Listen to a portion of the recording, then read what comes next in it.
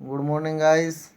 अभी हम 10th class की एसएस का जो है लेसन नंबर 3 जल और संसाधन जिसका नाम है वो कर रहे हैं। उसका क्वेश्चन नंबर 1 जो है भाई व्याख्या करें कि जल किस प्रकार नवीकरणीय योग्य संसाधन है। देखिए, नवीकरणीय योग्य संसाधन वो होते हैं जिसका एक बार प्रयोग करने के बाद दोबारा फिर प्रयोग किया जा सकता है या उसको रिसाइकल करके दोबारा फिर यूज में लाया जा सकता है।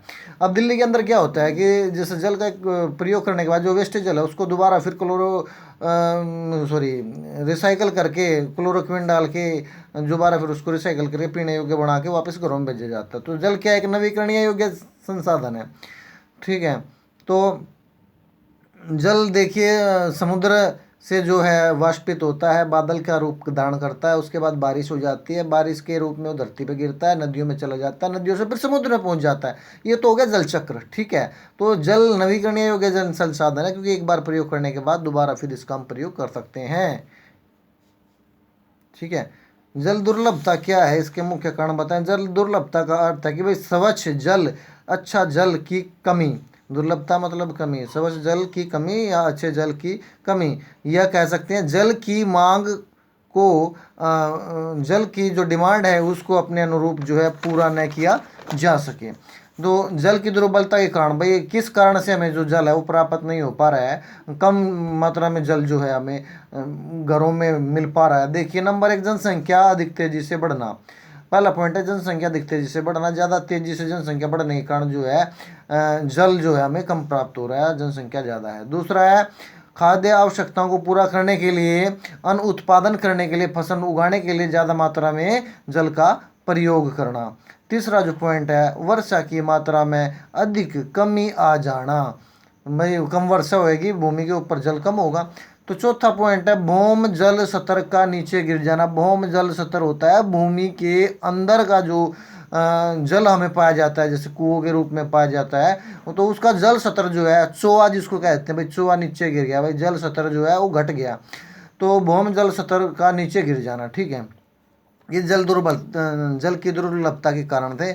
उसके बाद है बहुउद्देशीय परियोजना के लाभ और हानि की तुलना करें। भाई देखिए, बहुउद्देशीय परियोजना से संबंधित इंपॉर्टेंट क्वेश्चन है, 6 नंबर में भी आता है, लेकिन ये 3 नंबर का क्वेश्चन है जो मैं अभी बता रहा हूँ। सॉरी। बहुउद्देशीय परियोजना का मतलब होता है चहुमुखी परियोजना भी कहते हैं। भाई एक संसाधन का एक से ज़्यादा कार्यों में प्रयोग करना बहुउद्देशीय परियोजना कहलाता है। इसके लाभ नंबर 1 में देखें भाई, परंपरागत बांध बनाकर नदी व वर्षा जल को एकत्रित करके खेतों की सिंचाई में प्रयोग में लाया जा सकता है।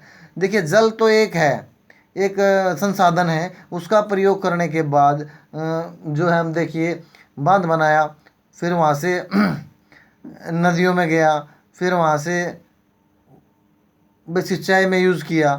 ठीक है। तो ये नंबर 1 लाभ जो है। दूसरा लाभ है भाई बहुउद्देशीय परियोजना के लाभ नंबर 2 में बाढ़ों पर नियंत्रण किया जा सकता है। जो फ्लड आता है भाई उस फ्लड को, उस बाढ़ को रोका जा सकता है बहुउद्देशीय परियोजनाओं के द्वारा। तीसरा जो है विद्युत उत्पादन किया जाता है, जैसे डैम बना के, बांध बना के भाई जो है जल के द्वारा जो है बिजली उत्पादित की जाती है। चौथी बात जो है भाई जहाँ पे डैम बनता है वहाँ मछली पालन भी करते हैं, तो भाई चौथी बात ये है कि मछली पालन वहाँ पे किया जा सकता है। पश्चिमी बात जो है भाई, अब मछली पालन होगा तो वहाँ पे दूर दूर से पर्यटन भी देखने के लिए आएंगे, तो पर्यटक क्षेत्र, जो पर्यटन क्षेत्र है हमारा भाई वो भी बढ़ेगा वहाँ से, जिससे कि हमारे देश की इनकम बढ़ेगी।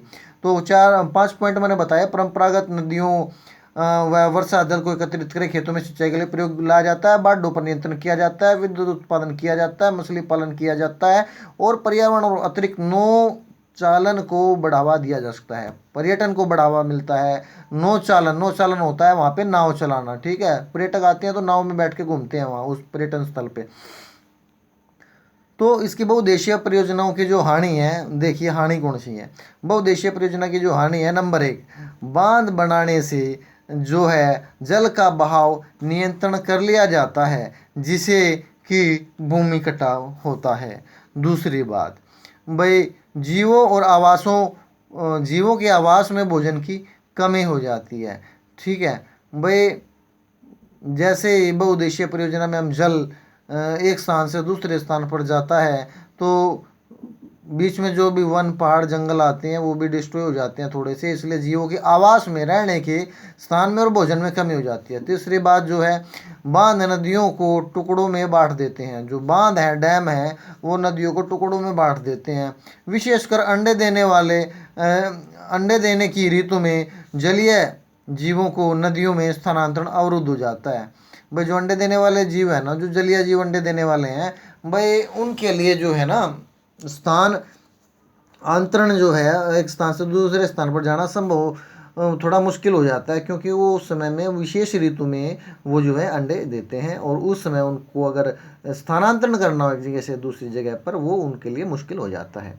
जो चौथा पॉइंट है, जलाशयों में मौजूद वनस्पति और मिट्टियाँ जलमग्न हो जाती हैं। भाई जलाशयों में जो वनस्पति हैं, पेड़ पौधे हैं, मिट्टियाँ हैं, वो जल में डूब जाती हैं।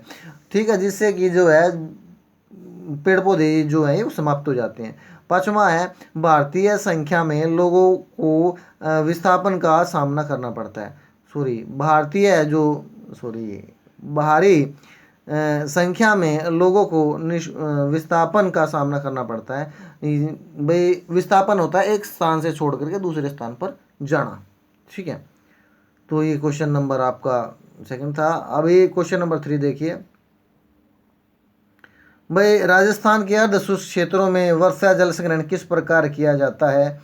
भाई राजस्थान के अर्ध शुष्क और शुष्क क्षेत्रों में खासकर बीकानेर, फौलादी, बाड़मेर डिस्ट्रिक्ट के अंदर पीने के पानी को संग्रहित करने के लिए भूमिगत टैंक बनाया जाता है, जिसको टांका भी कहते हैं। टैंक बनाया जाता है जिसको टांका भी कहते हैं, या उद्दी कह सकते हैं अपनी देसी भाषा में। ठीक है, इसका आकार एक बड़े कमरे जितना होता है, भूमि के अंदर ये खोद दिया जाता है, और इसका जो गहराई होती है 6.1 मीटर, और इस लंबाई होती है 4.27 मीटर, और चौड़ाई होती है 2.44 मीटर। ठीक है, तो होता क्या है, ये टांका घर के मुख्य आंगन में बना दिया जाता है, जिससे कि पूरे घर की छतों का जो पानी है वो सीधा आंगन में आके गिरे। जैसे कि हम देखते हैं कि पतराड़ लगी होती हैं गाँव में, घरों में पतराड़, तो पतराड़ जो है सीधा इस टैंक या टंकी में जोड़ दिया जाता है। नीचे पूरी छत का जो पानी है वो उस पतराड़ द्वारा या पाइप द्वारा जो है नीचे आकर के उस टैंक में इकट्ठा या टंकी में इकट्ठा हो जाता है। उसके बाद जब वो पानी जो है के अंदर धूल कण हुए नीचे बैठ जाते हैं, तो उस पानी का प्रयोग ऊपर से निस्तारण द्वारा प्रयोग किया जाता है। पीने के लिए भी किया जाता है, कपड़े धोने के लिए भी किया जाता है, पशु को पानी पिलाने के लिए भी किया जाता है, और सिंचाई में भी किया जाता है। राजस्थान जैसा शुष्क एरिया जहाँ पे जो पानी की कमी है, वहाँ पे जल संग्रहण द्वारा जो है इस पानी की कमी को जो है दूर किया गया है। ठीक है भाई, वर्षा जल को राजस्थान के अंदर पल्लर पानी भी कहा जाता है। पल्लर पानी भी कहा जाता है वर्षा जल को। तो ये राजस्थान के अंदर टांका से संबंधित क्वेश्चन था। उसके बाद ये आपका भाई यहाँ तक इतना ही है।